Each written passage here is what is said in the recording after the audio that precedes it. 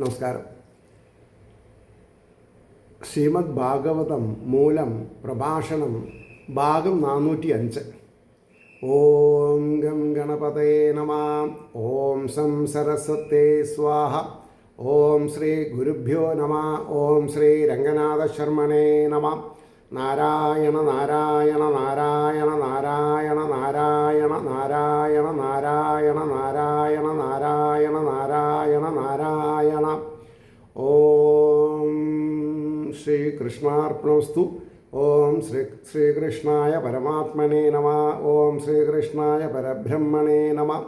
ഹരേ രാമ രാമ രാമ ഹരേ ഹരേ, ഹരേ കൃഷ്ണ കൃഷ്ണ കൃഷ്ണ ഹരേ ഹരേ. ഓം ശ്രീ രുക്മിണി സത്യഭാമ സമേത ശ്രീ ഗോപാലകൃഷ്ണസ്വാമിനേ നമഃ. ശ്രീമദ് ഭാഗവതം ചതുർത്ഥ സ്കന്ധം 22-ാം അധ്യായത്തിൽ 25-ാമത്തെ ശ്ലോകം മുതൽക്കാണ് ഇന്ന് പറയുന്നത്. ഹരേർമുഹുസ്തൽ പരകർണപൂര ഗുണാഭിധാനേന വിജൃംഭമാണയാ ഭക്ത്യാഹൃസംഗ സദസത്യനാത്മനി സ്യാ നിർഗുണേ ബ്രഹ്മണി ച അഞ്ജസാരതി. ഇതിൻ്റെ വാക്കാർത്ഥം പറയുന്നത് തൽപരന്മാരുടെ താല്പര്യമുള്ളവരെന്നർത്ഥം. കർണങ്ങളെ നിറയ്ക്കുന്ന ഗുണങ്ങളുള്ള അഭിധാനം കൊണ്ട്, ശബ്ദ ഘോഷങ്ങളെ കൊണ്ട് വർദ്ധിച്ചു വരുന്ന ഹരിയുടെ ഭക്തി കൊണ്ട്, ഭക്തി വർദ്ധിക്കണം. അതിൻ്റെ പാരാമീറ്റർ എന്താ? ആനന്ദം, പരമാനന്ദം. സ്ഥൂല സൂക്ഷ്മമായിരിക്കുന്ന ആത്മവ്യതിരിക്തത്തിൽ വൈരാഗ്യവും ഗുണങ്ങളെ അതിക്രമിച്ചിരിക്കുന്ന ബ്രഹ്മത്തിൽ താല്പര്യവും പ്രയാസം കൂടാതെ ഉണ്ടാകുന്ന. തുടങ്ങിയാലല്ലേ അറിയുള്ളൂ പ്രയാസം ഉണ്ടോ ഇല്ല എന്നുള്ളത്. ഇനി അതിൻ്റെ ഭാവാർത്ഥ പറഞ്ഞത്, ഭഗവത് ഭക്തന്മാരുടെ കർണാലങ്കാരങ്ങളായിരിക്കുന്ന, അതായത് കമ്മലും കൊടുക്കണമെന്നല്ല, കാതിന് ഇമ്പമുള്ള അവതാരചരിതങ്ങളെ കീർത്തിക്കുന്നതിനാൽ നിരന്തരം വർദ്ധിച്ചു വരുന്ന ഹരിഭക്തി കൊണ്ട് സ്ഥൂല സൂക്ഷ്മരൂപങ്ങളായി കാണപ്പെടുന്ന ആത്മാവല്ലാത്ത വസ്തുക്കളിൽ വൈരാഗ്യവും ത്രിഗുണങ്ങളെ അതിക്രമിച്ചിരിക്കുന്ന ബ്രഹ്മത്തിൽ പരമരതിയും പ്രയാസം കൂടാതെ ജനിക്കും. ഒരു ആശിസ് തരാണ്, നമുക്ക് വരം തരാണ്. ഇനി 26-ാമത്തെ ശ്ലോകം. യഥാരതിർബ്രഹ്മണി നൈഷ്ടകീ പുമാൻ ആചാര്യവാൻ ജ്ഞാനവിരാങ്കരം ഹസാം ദഹൃത്യവീര്യം ഹൃദയം ജീവകോശം പഞ്ചാത്മകം യോനിമിവോധിതോ അഗ്നി. അതായത് ബ്രഹ്മത്തിൽ ഇളക്കമില്ലാത്ത പരമപ്രേമം. ആരോടാ പരമപ്രേമം വേണ്ടത്? ഈശ്വരനിൽ. എപ്പോൾ ഉണ്ടാകുന്നുവോ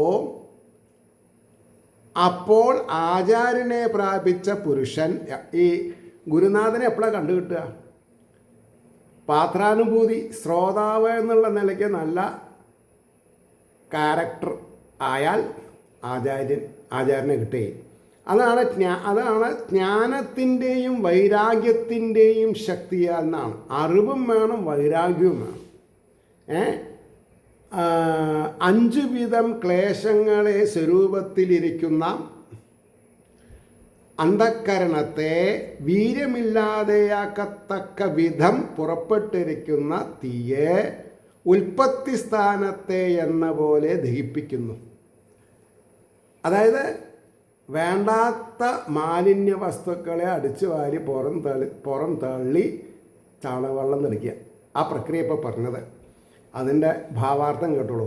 ബ്രഹ്മത്തിൽ ഇളക്കമില്ലാത്ത പരമപ്രേമം ജനിക്കുന്ന സമയം വിദ്യാനിധിയും ബ്രഹ്മനിഷ്ഠനുമായ ആചാര്യനെ ലഭിക്കുന്ന, കാശുള്ള ആചാര്യൻ എന്നുള്ള അർത്ഥം, വിദ്യാനിധിയായും ബ്രഹ്മനിഷ്ഠനുമായ ആചാര്യനെ ലഭിക്കും. അദ്ദേഹത്തിൻ്റെ ഉപദേശം നിമിത്തം ജ്ഞാനത്തിനും വിഷയവൈരാഗ്യത്തിനും ശക്തി വർദ്ധിക്കും. അപ്പോൾ ജീവൻ്റെ സാക്ഷാൽ പരമാനന്ദ സ്വരൂപത്തെ മറച്ചിരിക്കുന്നതും അവിദ്യ, അസ്മിത, രാഗം, ദ്വേഷം, അഭിനിവേശം എന്ന സ്വരൂപ ത്തിൻ്റെ ക്ലേശങ്ങളെ ജനിപ്പിക്കുന്ന, അതായത് അതാണ് ക്ലേശങ്ങൾ, ആ ക്ലേശങ്ങളെ ഇല്ലാണ്ടാക്കണം. അപ്പോൾ പറഞ്ഞു ക്ലേശങ്ങളെ ജനിപ്പിക്കുന്നതുമായ അന്ധകരണത്തെ, കാരണശരീരത്തെ രണ്ടാമത് ജനന മരണത്തിന് കാരണമായിരിക്കാൻ ശക്തിയില്ലാത്ത വിധത്തിൽ, oh my god, I am very happy. തേടിയ വള്ളി കാലിൽ ചുറ്റി എന്ന് പറഞ്ഞ മാതിരിയാണ്. ഓരോ ചോദ്യത്തിനുള്ള ഉത്തരം ഇവിടെ റെഡിയായിട്ട് പിന്നെ പണ്ഡിറ്റ് ഗോപാലൻ നായർ അദ്ദേഹം വെച്ചിട്ടുണ്ട്. അപ്പോൾ ജനന മരണത്തിന് കാരണമായിരിക്കാൻ ശക്തിയില്ലാത്ത വിധത്തിൽ മൂലത്തോടുകൂടെ, വേരോടുകൂടെ ദഹിപ്പിക്കുവാൻ സമർത്ഥമായ ആത്മാനന്ദാനുഭവജ്ഞാനം വിളങ്ങുന്ന, ഇത് തന്നെ ബ്രഹ്മനിഷ്ഠയെന്ന് പറയപ്പെടുന്ന സമാധി ലാഭം. ഹൃദയവികാസം നിമിത്തമുണ്ടായ ജ്ഞാനം ഹൃദയത്തെ പോഷിപ്പിക്കുകയല്ലാതെ നശിപ്പിക്കുമോ എന്ന സംശയം ജനിക്കാവുന്നതാകയാൽ അതിൻ്റെ നിവൃത്തിക്കായിട്ട് ഉപമിച്ച് കാണിക്കുന്നു. തൃണാദി കാഷ്ടങ്ങളിൽ നിന്ന് പുറപ്പെടുന്ന അഗ്നി സ്വപ്രകാശത്തിന് സ്ഥാനമായിരിക്കുന്ന ആ തൃണാദി കാഷ്ടങ്ങളെ തന്നെ ദഹിപ്പിക്കുന്നത് അതിൻ്റെ സ്വഭാവമാണല്ലോ. അതുപോലെ ഹൃദയാന്തർഭാഗത്തിൽ വിളങ്ങുന്ന ജ്ഞാനാഗ്നി അവിദ്യാകാര്യങ്ങളായ അഹന്ത മമതാദി ഭാവരൂപ ബന്ധങ്ങളുടെ ഇരിപ്പിടമായ അന്ധകരണത്തെ നശിപ്പിക്കുക തന്നെ ചെയ്യും എന്ന് പറഞ്ഞു. 27 എന്താ? തദ്ധാശയോ മുക്ത സമസ്ത തദ്ഗുണോ നൈവാത്മനോ ബഹിരന്തർവിദഷ്ടയേ പരാത്മനോര്യൽ വ്യവധാനം പുരസ്താത് സ്വപ്നേ യഥാ പുരുഷസ്തത് വിനാശേ പുരുഷസ്തത് വിനാശേ. ദഹിക്കപ്പെട്ട ആശയത്തോടു കൂടിയവനും മോചിക്കപ്പെട്ട സകല ഗുണങ്ങളായ അതിൻ്റെ ഗുണങ്ങളോടുകൂടിയവനുമായ പുരുഷൻ ആത്മാവിൽ നിന്ന് അന്യമായിട്ട് പുറത്തും ഉള്ളിലും കാണുന്നില്ല. എന്തുകൊണ്ടെന്നാൽ ഇതിനു മുമ്പ് എന്തുണ്ടായിന്നാണ് പറഞ്ഞത്? ആത്മാവിൽ നിന്ന് അന്യം, മറയ്ക്കപ്പെട്ട വസ്തുവായിട്ട് ഉണ്ടായിരുന്നു. അതിൻ്റെ നാശത്തിൽ സ്വപ്നത്തിൽ എന്ന പോലെ ആണ് പുരുഷൻ ഉണർന്നു. പിന്നെ ഉണർന്നു കഴിഞ്ഞാൽ സ്വപ്നമില്ല. അതിൻ്റെ ഭാവാർത്ഥം എങ്ങനെയാണ് വരുന്നത്? ജീവകോശമായിരിക്കുന്ന അന്ധക്കരണം ദഹിച്ചതോടുകൂടെ അന്ധക്കരണധർമ്മങ്ങളായിരിക്കുന്ന അഹന്താമമതാദി ഭാവങ്ങൾ സമസ്തവും നശിച്ചു. അപ്പോൾ പുറമേ ഗൃഹങ്ങൾ, സന്താനങ്ങൾ, ധനങ്ങൾ എന്നീ ദൃശ്യങ്ങൾ ഒന്നും തന്നിൽ നിന്ന് ഭിന്നങ്ങളായിട്ട് കാണുന്നില്ല. ദൃശ്യങ്ങളുടെ അഭാവം നിമിത്തം ദ്രഷ്ടാവെന്ന ഭാവവും നശിച്ചു. ഇതിനു മുമ്പ് ആത്മാവിൽ നിന്ന് ഭിന്നങ്ങളായ ജഡവസ്തുക്കളെ പ്രകാശിപ്പിക്കുന്ന അന്ധകരണം ഉണ്ടായിരുന്നു. ഇപ്പോൾ അത് നശിച്ചു. സ്വരൂപം മാത്രം വിളങ്ങി. അന്ധകരണം നശിക്കണം എന്ന് പറഞ്ഞാൽ എന്താർത്ഥം? മനസ്സ് ചിത്തത്തിൽ ലയിക്കുക, ബുദ്ധി അഹങ്കാരം ബുദ്ധിയിൽ ലയിക്കുക. ബുദ്ധിയും ചിത്തത്തിൽ ലയിച്ചാൽ പിന്നെന്താ? അവിടെ പിന്നെ സ്വയം പ്രജ്വലിക്കുന്ന ആ വാസുദേവ ചൈതന്യം മാത്രമേ ഉള്ളൂ. അവിടെ എഴുതാം ഓം ഇമ്പോർട്ടൻ്റ് എന്നുള്ളത്. വളരെ ഇമ്പോർട്ടൻ്റ് ആയിട്ടുള്ള കാര്യമാണത്. പറഞ്ഞ മനസ്സിലായില്ലേ? അപ്പോൾ സ്വരൂപം മാത്രം വിളങ്ങി. നിദ്രാജാഢ്യം നീങ്ങുന്ന സമയം സ്വപ്നത്തിൽ കണ്ടിരുന്ന സ്വഭിന്ന വസ്തുക്കളും അതുനിമിത്തമുണ്ടായിരുന്ന സന്തോഷ സന്താപങ്ങളും നശിച്ച് താൻ മാത്രമായിരിക്കുന്നത് പോലെ, അല്ലേ? സ്വപ്നത്തിൽ എന്തൊക്കെ കണ്ടു അതൊക്കെ പോയി. അതന്നെ ജീവിതം. നമ്മൾ മാത്രം ബാക്കിയായി. അപ്പോൾ ആത്മാ മാത്രമായിട്ട് സ്വയമേവ വിളങ്ങുന്നു. ഇത് തന്നെ ജന്മം എടുത്തിരിക്കുന്നതിൻ്റെ പരമപ്രയോജനം. അത് സാധിച്ചതിനാൽ കൃതാർത്ഥനാകുകയും ചെയ്തു എന്നാണ് പറഞ്ഞത്. ഇനി 28-ാമത്തെ ശ്ലോകം. ആത്മാനം ഇന്ദ്രിയാർത്ഥം ച പരം യദുഭയോരവി സത്യാശയ ഉപാധു വൈ പുമാൻ പശ്യതി ന അന്യതാ. ഉപാധിയായ അന്ധക്കരണം ഉള്ളപ്പോൾ ആത്മാവിനെയും ഇന്ദ്രിയങ്ങളുടെ വിഷയങ്ങളെയും രണ്ടുകളിൽ നിന്നും വേറിട്ടിരിക്കുന്നതിനെയും പുരുഷൻ കാണുന്നു, മറ്റ് സമയത്തിൽ ഇല്ല. മുഴുവനായില്ല. അപ്പം ഞാൻ ഭാവാർത്ഥം വന്നാൽ ഇത് കൊഴുക്കുള്ളൂ. കാണുന്നവൻ ഒന്ന്, കാണത്തക്കതായ പദാർത്ഥം കാഴ്ച. അപ്പം 3 കാര്യങ്ങളാണ് അവിടെ പറഞ്ഞത്. കാണുന്നവൻ ആരാ? ഞാനല്ല, ആത്മാവ്. കാണത്തക്കതായ പദാർത്ഥം സെക്കൻഡ്, കാഴ്ച അല്ലേ എന്ന ഭേദങ്ങളെ പ്രകാശിപ്പിക്കുന്നത് അന്ധക്കരണമാണെന്നും അതിൻ്റെ നാശത്തിൽ ഭേദപ്രതീതിയില്ലെന്നും ജാഗ്രൽ, സ്വപ്നം, സുഷുപ്തി എന്ന അവസ്ഥകളെ ദൃഷ്ടാന്തപ്പെടുത്തി കാണിക്കുന്നു. ജാഗ്രതാവസ്ഥയിലും സ്വപ്നാവസ്ഥയിലും അന്ധക്കരണമുള്ളതിനാൽ ആത്മാവാകുന്ന ദ്രഷ്ടാവും ഇന്ദ്രിയങ്ങളുടെ വിഷയങ്ങളാകുന്ന ദൃശ്യവും ഇതിൽ രണ്ടിൽ നിന്നും വേറിട്ടിരിക്കുന്ന അഹന്തയുമുള്ളതായിട്ട് കാണുന്നു. സുഷുപ്താവസ്ഥയിൽ അന്ധക്കരണം അജ്ഞാനത്തിൽ ലയിച്ചുകൊണ്ട് ആത്മവ്യതിരക്ത വസ്തുക്കൾ വിളങ്ങുന്നില്ല. സമാധിയിലും ഈ വിധമാണ് യോഗികൾക്ക് അനുഭവം ഉണ്ടാകുന്നത്. സുഷുപ്തിയിൽ മൂലജ്ഞാനം നശിക്കാത്തത് കൊണ്ട്, അതാണ് സുഷുപ്തിയിൽ മൂലജ്ഞാനം നശിക്കാത്തത് കൊണ്ട് ആത്മാനന്ദം വിളങ്ങുന്നതിനെ അപ്പോൾ അറിഞ്ഞില്ല. അതായത് ഉറങ്ങുന്നതിന് മുമ്പേ ഉള്ള ആൾക്കാർ ഉറങ്ങിയ ശേഷം മനസ്സിലായില്ലെങ്കിലത്തെ സ്ഥിതി എന്താ? അതാണ് മൂലജ്ഞാനം എന്ന് പറഞ്ഞത്. അപ്പോൾ അറിഞ്ഞില്ല. സമാധിയിൽ അജ്ഞാനം നശിച്ചതുകൊണ്ട് ആനന്ദാനുഭവമുണ്ട്. ഇതാണ് സുഷുപ്തിക്കും സമാധിക്കും തമ്മിൽ ഭേദം. ആത്മാവിനെ ഒഴിച്ചുള്ള വസ്തുവിൻ്റെ പ്രതീതി സുഷുപ്തിയിലും സമാധിയിലും ഉണ്ടാകാത്തതിന് കാരണം അന്ധകരണത്തിൻ്റെ അഭാവമാവുന്നു. അപ്പോൾ അന്ധകരണമാണ് പ്രശ്നം മുഴുവൻ ഉണ്ടാക്കുന്നത്. 29ാമത്തെ ശ്ലോകം.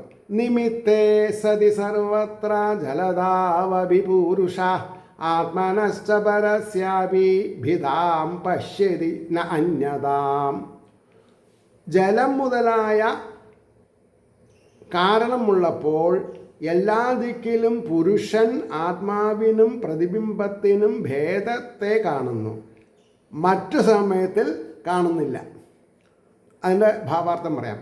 സുഷുപ്തിയിൽ അന്ധകരണലയം അപ്രത്യക്ഷമായതുകൊണ്ട് പ്രത്യക്ഷമായ മറ്റൊരു ദൃഷ്ടാന്തത്തെ കാണിക്കുന്നു. പുരുഷൻ ഒരുവൻ മാത്രം സത്യമായിരിക്കെ കണ്ണാടി, ജലം മുതലായ വസ്തുക്കളുടെ സന്നിധിയിൽ പ്രതിബിംബം കാണപ്പെടുന്നു. സാക്ഷാൽ പുരുഷനെ കൂടാതെ അന്യമായ പ്രതിബിംബത്തെ പ്രകാശിപ്പിച്ചത് ദർപ്പണാദി വസ്തുക്കളാകുന്നു. കണ്ണാടി ഉള്ളതുകൊണ്ടാണ് നടക്കുന്നത്. അതുകളുടെ അസാന്നിധ്യത്തിൽ, അതായത് കണ്ണാടി ഇല്ലെങ്കിൽ പുരുഷൻ മാത്രമേ ഉള്ളൂ. അതുപോലെ അന്ധകരണമുണ്ടായതുകൊണ്ടാണ് ജീവഭാവം വിളങ്ങിയത്. അതിൻ്റെ അഭാവത്തിൽ ആത്മാവ് മാത്രമേ സത്യമായിട്ടുള്ളൂ എന്ന് വളരെ ക്രിസ്റ്റൽ ക്ലിയർ ആയിട്ട് ഇവിടെ പറയണ്ടേ. ഇനി 30ാമത്തെ ശ്ലോകം. ഇന്ദ്രിയേർ വിഷയാകൃഷ്ടൈ ആക്ഷിപ്തം ധ്യായതാം മന ചേതനാം ഹരതേ ബുദ്ധേ സ്തംഭസ്തോയം ഇവ ഹ്രദാത്. എന്താ പറഞ്ഞത്? ധ്യാനിക്കുന്നവരുടെ വിഷയങ്ങളാൽ ആകർഷിക്കപ്പെട്ടിരിക്കുന്ന ഇന്ദ്രിയങ്ങളാൽ ആകർഷിക്കപ്പെട്ട മനസ്സ് ബുദ്ധിയിൽ നിന്ന് വിചാരശക്തിയെ തൃണം ഹൃദത്തിൽ നിന്ന് ജലത്തെ എന്ന പോലെ ഹരിക്കുന്നു. വള്ളക്കെട്ടിൻ്റെ അടുത്തുള്ള തെങ്ങിൻ്റെ വേര് നേരെ വെള്ളത്തെ വലിച്ചെടുക്കും അല്ലേ? അതേപോലെ തന്നെയാണ് പറഞ്ഞത്. നമ്മുടെ ശരീരത്തിലുള്ള ഊർജം നെഗറ്റിവിറ്റിക്ക് ഉപയോഗിച്ചാൽ നമ്മൾ തളരും, പോസിറ്റിവിറ്റിക്കാണെങ്കിലോ ഉന്മേഷം കൂടും. അപ്പോൾ അതിൻ്റെ ഭാവാർത്ഥമാണ് ഇനി പറഞ്ഞത്. ആത്മാവിൽ അനുരക്തനാകുന്നത് കൊണ്ട് മോക്ഷം ലഭിക്കുന്നുവെന്ന് സാധിച്ചതിൻ്റെ ശേഷം വിഷയാസക്തി നിമിത്തം ജനനമരണാദി ബന്ധം ഭവിക്കുന്നു എന്നതിനെ 3 പദ്യങ്ങൾ കൊണ്ട് വിവരിക്കുന്നു. വളരെ ശ്രദ്ധിക്കേണ്ട കാര്യമാണ്. കണ്ടിട്ടോ കേട്ടിട്ടോ അനുഭവിച്ചിട്ടോ ഉള്ള വിഷയസുഖങ്ങളെപ്പറ്റി ധ്യാനിക്കുന്നവരുടെ ഇന്ദ്രിയങ്ങൾ വീണ്ടും ആ വിഷയങ്ങളെ അനുഭവിക്കുവാൻ ആഗ്രഹിക്കും. അവിടെയാണ് വിരക്തി വരണമെന്ന് പറഞ്ഞത്. അങ്ങനെ ക്ഷോഭിച്ചിരിക്കുന്ന ഇന്ദ്രിയങ്ങൾ നിമിത്തം മനസ്സും ക്ഷോഭിക്കും. അപ്പോൾ ആ മനസ്സ് ബുദ്ധിക്കുള്ളതായ യുക്ത അയുക്ത വിചാരശക്തിയെ അപഹരിക്കും. അവിവേകികൾ ഈ സംഭവം അറിയുന്നില്ല. ഏതുപോലെ എന്നാൽ ജലാശയത്തിൻ്റെ കരയ്ക്ക് നിൽക്കുന്ന തൃണാദികൾ നിലത്തിനടിയിൽ കൂടെ പടർന്നു പിടിച്ചിരിക്കുന്ന അവയുടെ വേരുകൾ മാർഗമായിട്ട് ജലത്തെ ആകർഷിക്കുന്നത് സാധാരണമാണല്ലോ. അത് നിമിത്തം അവ പുഷ്ടിയോടുകൂടെ വളരുകയും ചെയ്യുന്നു. ഇതിനെ വിചാരശീലന്മാർ മാത്രമേ അറിയുന്നുള്ളൂ. യെസ്, ട്രൂ അല്ലേ? അതുപോലെ മനസ്സ് ബുദ്ധിയുടെ വിചാരശക്തിയെ അപഹരിക്കുന്നതിനെ അവിവേകികൾ അറിയുന്നില്ല. വളരെ സങ്കീർണമായിട്ടുള്ള കാര്യങ്ങളാണ് കേട്ടോ. 31. ഭ്രശ്യത്യനുസ്മൃതിശ്ചിത്തം ജ്ഞാനഭ്രംശസ്മൃതിക്ഷയേ തദ്രോധം കവയ പ്രാഹുർ ആത്മാപന്നവമാത്മനാം. ചിത്തത്തെ അനുസരിച്ചിട്ട് വിചാരശക്തി നശിക്കുന്നു. സ്മൃതിയുടെ ക്ഷയത്തിൽ ജ്ഞാനം നശിക്കുന്നു. അതിൻ്റെ നാശത്തെ ആത്മാവിൽ നിന്ന് ആത്മനാശമാണെന്ന് അറിവുള്ളവർ പറയുന്നു. അത് എങ്ങനെ? ഭാവാർത്ഥം: മനസ്സിന് അധീനമായ ബുദ്ധിയുടെ വിചാരശക്തി നശിക്കുന്നു. അപ്പം എന്ത് ചെയ്യണം? മനസ്സിനെ ബുദ്ധിയിൽ ലയിപ്പിക്കുക, എന്നിട്ട് ബുദ്ധിനെ ചിത്തത്തിൽ ലയിപ്പിക്കുക. അപ്പോൾ പറഞ്ഞു, അത് നിമിത്തം സ്വരൂപജ്ഞാനം നശിക്കുന്നു. ഞാൻ ആനന്ദം അനുഭവിക്കുന്നവനാണ് എന്നുള്ളത് മറക്കും. ഇതിനെയാണ് കവികൾ ആത്മാവിൽ നിന്ന് തന്നെ ആത്മാവിന് നാശം സംഭവിക്കുന്നുവെന്ന് പറയുന്നത്. തനിക്ക് നാശം താൻ തന്നെ വരുത്തുന്നുവെന്ന് സാരം. വേറൊരാൾക്കും തന്നെ നശിപ്പിക്കാനുള്ള അധികാരമില്ല. തോന്നുന്നതാണ് കുറ്റം, തോന്നാണ്ടിരിക്കണം. ഇനി 32. ന അധ പരതരോ ലോകേ പുംസ സ്വാർത്ഥവ്യതിക്രമാം യദദ്യന്യസ്യ പ്രേയസ്ത്വം ആത്മനസ്വവ്യതിക്രമാത്. യാതൊന്നിനെ അപേക്ഷിച്ചിട്ട് അന്യത്തിന് പ്രിയഭാവം ആത്മാവിന് തന്നിൽ നിന്നും തന്നെ നാശം എന്ന ഇതിനേക്കാൾ പ്രധാനമായിരിക്കുന്ന സ്വാർത്ഥനാശം പുരുഷന് ലോകത്തിലില്ല. അതുണ്ടാവണം. അതിൻ്റെ ഭാവാർത്ഥാണ് ഇനി പറഞ്ഞത്. എങ്ങനെ?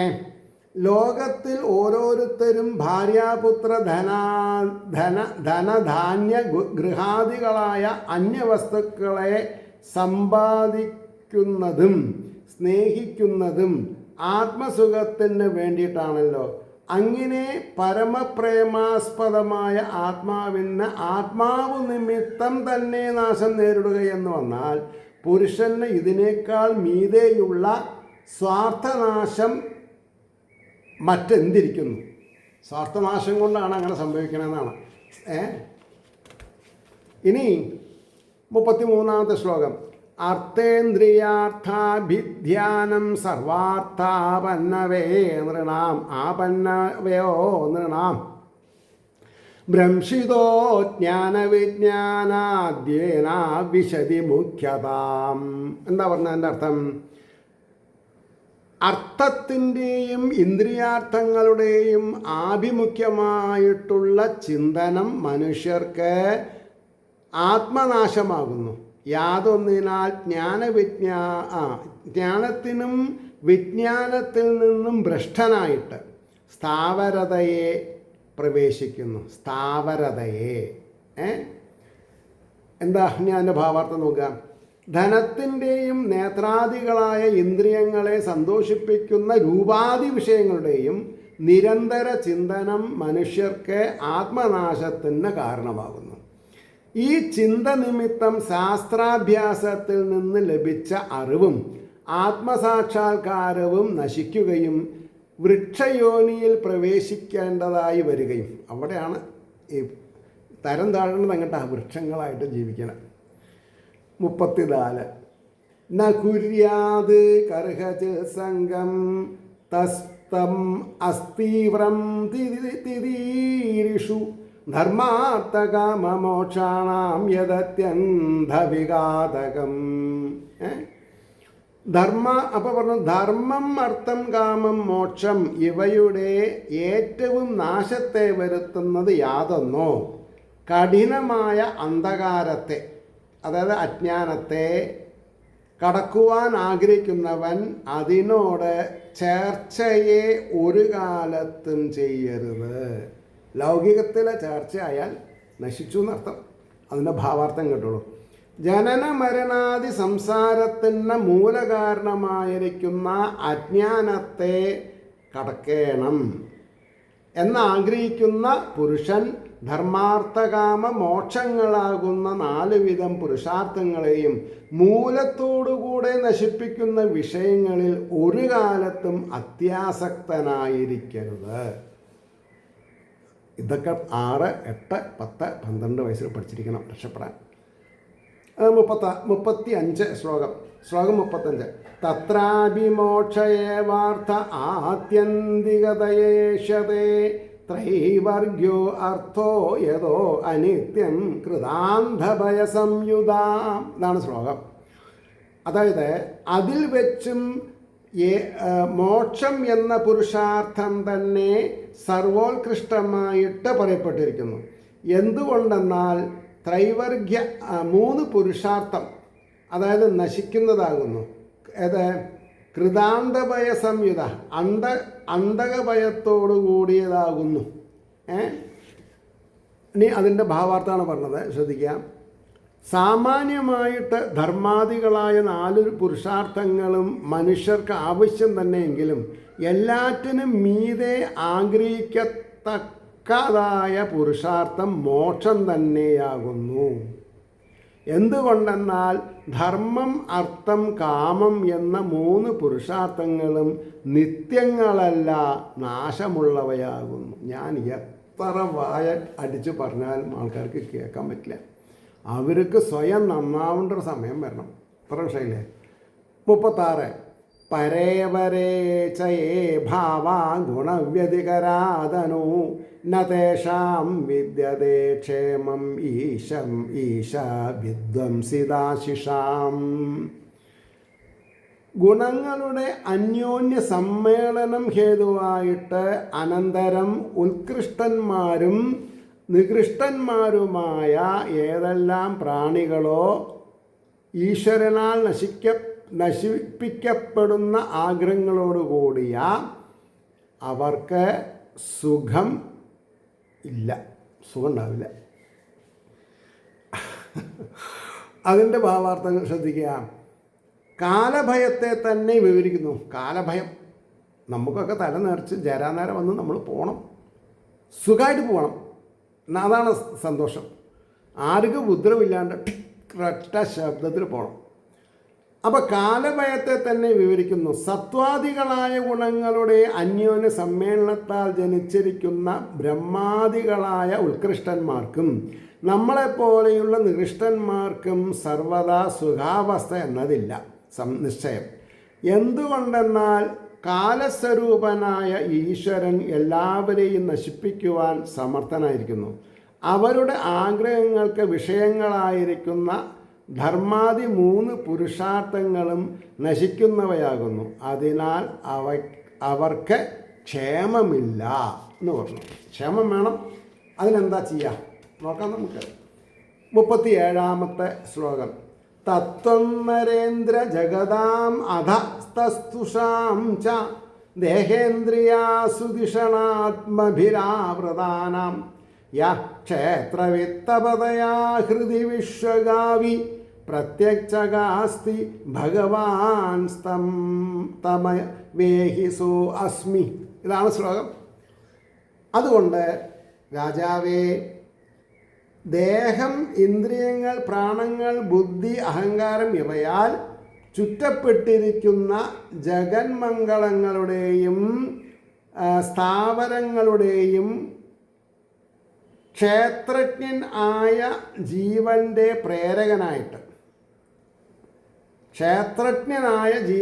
പ്രേരകനായിട്ട് ഹൃദയത്തിൽ സ്വയം പ്രകാശത്തോടും നാലു ഭാഗത്തും സർവാന്തരൻ ആയിട്ടും ഭഗവാൻ യാതൊരു ഭഗവാൻ വിളങ്ങുന്നുവോ അവനാകുന്നു ഞാൻ എന്ന് അവനെ അറിഞ്ഞാലും. ആരെ തേടുന്നു അത് നീ തന്നെ, നിന്നിൽ തന്നെയാണ് എന്നുള്ള കാര്യം. ഇനി അതിൻ്റെ ഭാവാർത്ഥാണ് പറയണത്. ഹേ നരേന്ദ്ര, വിഷയാഭിലാഷം സർവദാ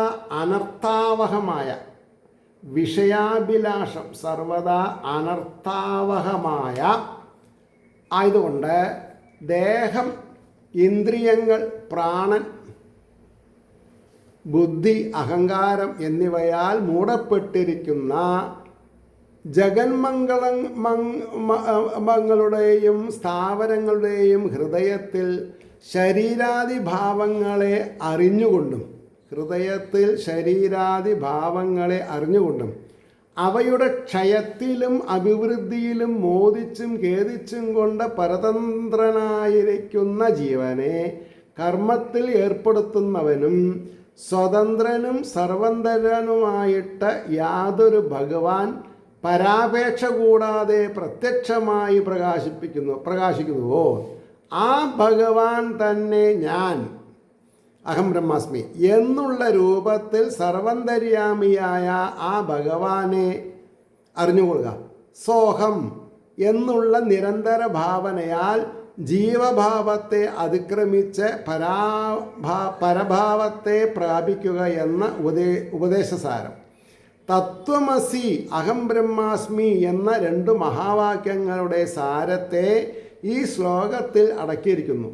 എന്നിങ്ങനെ എന്നാൽ യാതൊരു ഭഗവാൻ സർവന്തരനായി വിളങ്ങുന്നുവോ അവനാകുന്നു അങ്ങ്, ദേഹേന്ദ്രിയാദികളല്ല, ഞാൻ ഭഗവാനാകുന്നു എന്ന് നിരന്തര ധ്യാനത്താൽ അവനെ സാക്ഷാത്കരിച്ചുകൊള്ളുക എന്നുള്ള സാരം ഉപദേശത്തിൽ അടങ്ങിയിരിക്കുന്നു എന്നാണ് അവർ. അപ്പോൾ ഉപദേശത്തിലുള്ളത് പഠിക്കുക. അപ്പോൾ ഏവർക്കും ശ്രീഹരിയുടെ അനുഗ്രഹാശിസ്സുകൾ നിർലോഭം ഉണ്ടാവട്ടെ എന്ന് പ്രാർത്ഥിക്കുക മാത്രമല്ല, നമ്മുടെ ഓരോരുത്തരുടെയും പ്രാർത്ഥന ലോകാസമസ്ത സുഗുണോഭവന്തു ആയിരിക്കട്ടെ എന്നുകൂടി സ്മരിച്ചുകൊണ്ട് വാക്കുകൾ ഉപസംഹരിക്കുന്നു. നമസ്കാരം. നാളെ കാണാം.